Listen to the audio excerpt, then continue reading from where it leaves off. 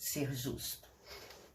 Aí vem o capítulo 42, em que Jó começa a fazer uma linda confissão diante de Deus, que é o seguinte: então respondeu Jó ao Senhor: bem sei que tudo podes, e nenhum dos teus planos pode ser frustrado.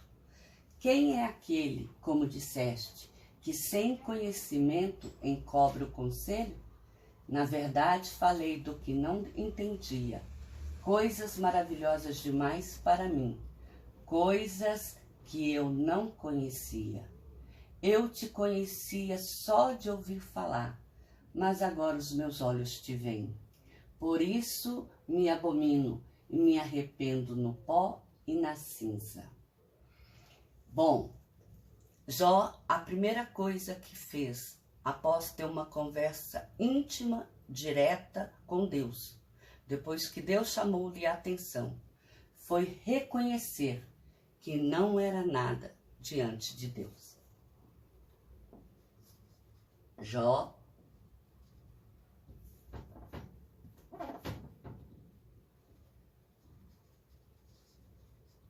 reconhece não ser nada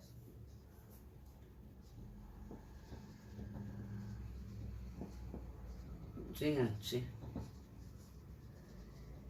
de Deus. E ele foi um pouco além. Ele caiu em si e ele fez a seguinte declaração: eu te conhecia só de ouvir, mas agora meus olhos te veem. Quantas coisas na Bíblia a gente lê? Quantas vezes a gente passa por aquilo e não entende? Quantas coisas a gente aprende sobre Deus, mas aquilo não tem nenhum sentido para nós. Não tem sentido porque antes a gente só dá ouvido ao que está sendo dito, mas não conheceu dentro de si, não vivenciou aquilo que aquele versículo, aquela palavra, naquele momento que foi dado, ela quis ensinar. Quando fala que antes eu te conhecia só de ouvir falar, significa que ele não se atentava para aquilo que ele muitas vezes prestava adoração a Deus. Ele às vezes agia de forma como se fosse um ritual, ele agia de forma quase que mecanizada, porque ele fazia porque era um costume dele.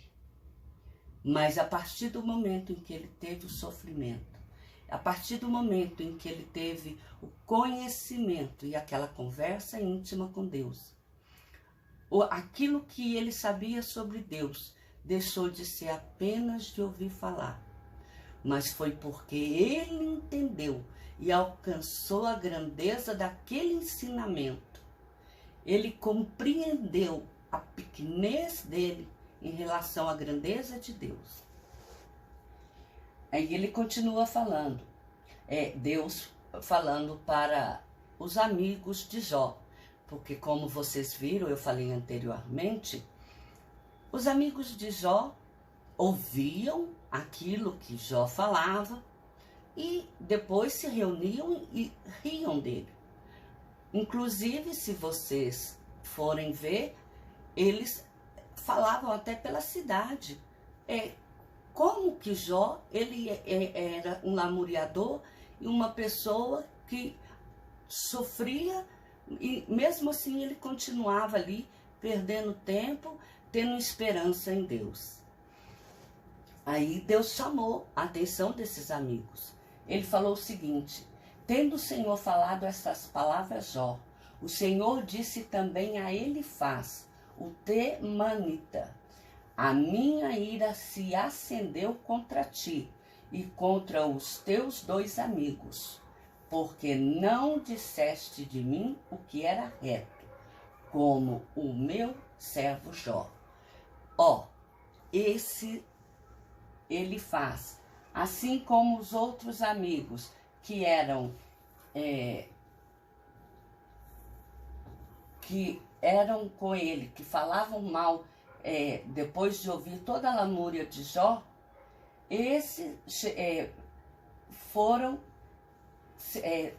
foram chamados a atenção por Deus, porque ao invés de servirem de suporte, ao invés de servirem de um amparo para Jó, de falar coisas verdadeiras para ele, ficavam apenas concordando com a sua situação e depois falando mal. Em momento nenhum eles se preocuparam em dizer realmente sobre quem era Deus e quais seriam as medidas que ele deveria tomar diante de Deus para que a vida dele pudesse ser melhorada. Então, o Senhor disse também a Elifaz o temita: a minha ira se acendeu contra ti e os teus 2 amigos, porque não disseste de mim o que era reto, como o meu servo Jó, que da mesma forma como Jó errou, aqueles 3 também erraram. Mas acontece que Jó, ele teve uma conversa com Deus. E nessa conversa com Deus, sem intermédio de ninguém, Jó, ele pôde pedir perdão a Deus do pecado que ele cometera. Diferente coisa aconteceu aos amigos de Jó, porque tiveram que chegar perante Jó e pedir que Jó fizesse intercessão a Deus para que os 3 pudessem ser perdoados e os 3 pudessem ter um relacionamento aberto com Deus novamente, que foi o Elifaz, o Bildade e o Zofar.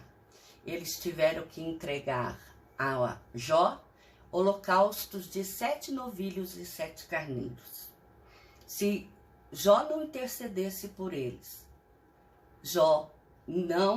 eles não receberiam a bênção. E o mais incrível da história, mesmo Jó tendo sofrido, mesmo Jó tendo percebido que os amigos não o ajudaram verdadeiramente, pelo contrário, riam da situação dele, Jó, com a maior humildade, com o coração aberto, ele se colocou à disposição para interceder em favor de seus amigos. E uma vez que Jó, ele intercedeu pelos seus amigos, o que aconteceu? Mudou o Senhor a sorte de Jó.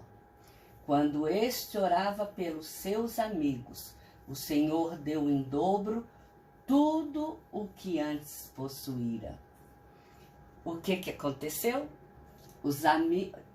Vieram de todos os lugares os seus irmãos e as suas irmãs, e esses de todas as partes o conheceram e começaram a trazer para sua casa, para consolarem do mal que havia lhe vindo, dinheiro e anel de ouro. Ele ganhou de todos os seus irmãos um anel de ouro para pôr no dedo, reconhecendo a graça, a misericórdia do Senhor sobre a vida de Jó. Ele ganhou dinheiro, que restituiu tudo aquilo que ele perdeu em bens patrimoniais. E como se não bastasse, Deus abençoou o último estado de Jó mais do que o primeiro. O estado de Jó foi mais abençoado do que o primeiro. Por que ele foi mais abençoado? Porque ele passou a ter tudo em dobro. Ele passou a ter 14.000 ovelhas, 6.000 camelos, 1.000 juntas de boi e 1.000 jumentas. E teve a oportunidade de ter novos filhos e filhas.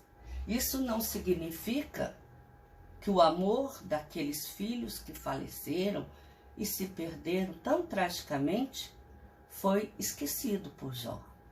Mas significa que Jó foi capaz de entender a situação pela qual ele passou. E ele sabia que perdeu os filhos, mas aquilo não permaneceu uma dor em sua alma. E como não permaneceu a dor em sua alma, Deus o restaurou e lhe deu novos filhos. E a Bíblia ainda faz um seguinte comentário, que as filhas foram mais lindas do que as demais. Depois disso viveu Jó 140 anos e viu a seus filhos e aos filhos de seus filhos até a 4ª geração. Jó morreu velho e farto de dias. Então quer dizer que Jó viu seus filhos, os seus netos, os seus bisnetos e os seus tataranetos. Como a bênção do Senhor, ela não tem fim. A bênção do Senhor também é em dobro. Porque Deus deu a oportunidade de Jó poder presenciar a manifestação do Senhor na vida dele por muitos anos. Porque por mais novo que uma pessoa se case, lembrando que naquela época era comum as moças se casarem por volta dos 17, 18 anos, e os rapazes ainda jovens, né, enquanto eram novos pastores de ovelha, pessoas que trabalhavam no campo com mais facilidade. Aí você vê que Deus, além de ver aqueles filhos que lhe vieram de novo, ele pôde ver os netos e pôde presenciar esses netos crescerem e terem filhos. Os filhos dos netos crescerem e terem filhos. Uma oportunidade que nem todos de nós temos. Exemplo disso sou eu, que sou solteira e não tenho filhos. E não há expectativa de ter. Mas isso não é nenhum demérito. Eu sou abençoada da mesma forma que Jó. Não é ter o filho que significa que a pessoa é abençoada. O que significa que a pessoa é abençoada? Significa a capacidade que ela teve de estabelecer um relacionamento íntimo e direto com Deus. Um relacionamento que é capaz de lhe restaurar a alma, que é capaz de curar-lhe a ferida da carne e a ferida da alma. Porque Jó foi ferido tanto na carne quanto na alma, porque ele ouvia coisas que ele não queria ouvir. Mas ele foi capaz de perdoar. Ele foi capaz de deixar de colocar-se em primeiro lugar e respeitar o erro dos outros sem condená-los como justificativa de que o erro deles foi o motivo pelo meu sofrimento. O fato de Jó ter perdoado os seus 3 amigos e inclusive ter aceitado a fazer o holocausto, o sacrifício daqueles animais a Deus e orar, foi o fato crucial na mudança da vida de Jó. Porque Deus viu que realmente o coração de Jó era um coração dado e inclinado à palavra do Senhor. Que o Senhor, ele possa agir em nossas vidas da mesma forma que ele agiu na vida de Jó, não nos ferindo, que não precise chegar a este estado, mas que ele possa agir na nossa vida, nos mostrando a importância de ter um relacionamento direto com Deus, um relacionamento face a face com o Senhor, porque é este relacionamento que é o diferencial nas nossas vidas. Sem ele, nós não somos nada.